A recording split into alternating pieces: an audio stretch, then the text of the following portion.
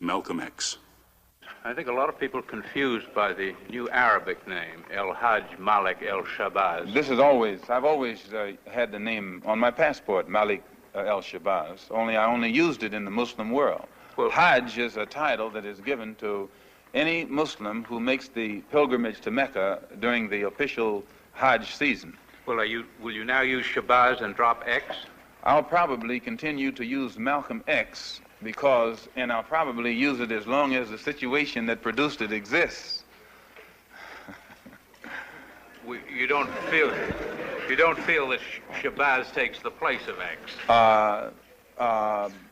My going to Mecca and going into the Muslim world, into the African world, and being recognized and accepted as a Muslim and as a brother may solve the problem for me personally. But I personally feel that my personal problem is never solved as long as the problem is not solved for all of our people in this country.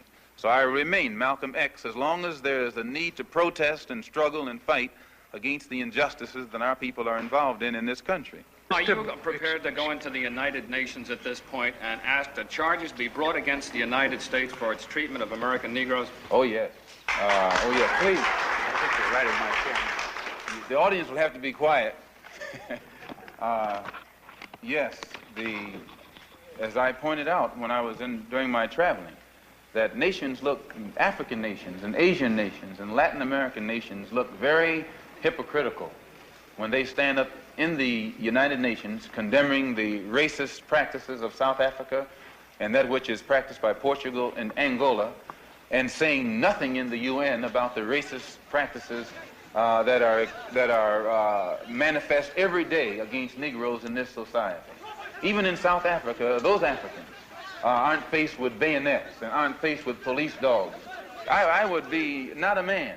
If I was in a position to bring it in front of the United Nations and didn't do so, I wouldn't be a man. Malcolm, do you intend to lead the charge in the United Nations? Well, I find that to say you're going to lead something creates a lot of hostility, division, jealousy, and envy. I hope to work with any group of leaders or any group of organizations to do whatever is necessary to see that this problem is brought before the United Nations. Have you had any commitments from any nations in Africa to support you in this move? I would rather not say at this time, but one thing I found in my travels, all of them look upon us as their long-lost brother. You realize the implication is that you have had such commitments when you say... This is your interpretation of what I said. One thing that I found in all of my travels was that all of the Africans, not only the Africans, but the Asians and the Muslims, look upon us as their long-lost brothers. And America had actually tricked many of them into a hands-off policy by giving them the impression that she was honestly trying to do something to solve the problem. My argument over there was designed to prove that it is impossible for the United States government to solve the race problem. It's impossible. Malcolm, on your trip abroad, you said you sensed a feeling of great brotherhood and that conceivably you would be working toward integration in this country now. At least this is what you're reported to have said. Have you any comment on it? I don't think that I ever mentioned anything about working toward integration. They haven't even got integration right here in New York City. You have worse integration problems in the North than they have in the South. So if it doesn't work if you can't bring about integration in New York City as international, cosmopolitan, up-to-date as it's supposed to be, you will never get integration anywhere else in the country. Are you prepared to work with some of the leaders of the other civil rights organizations? Certainly, certainly. We will work with any groups, organizations, or leaders in any way, as long as it's genuinely designed to get results. Does your new beard have any religious significance?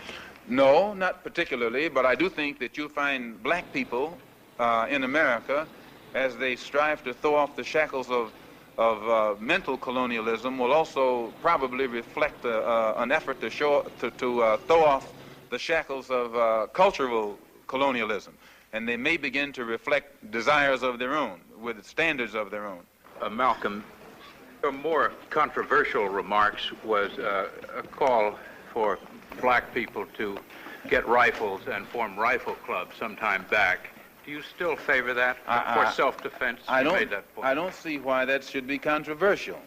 I think that if white people found themselves the victim of the same kind of brutality that black people in this country face, and they saw that the government was either unwilling or unable to protect them, that the intelligence on the part of the whites would make them get some rifles and shotguns and protect themselves.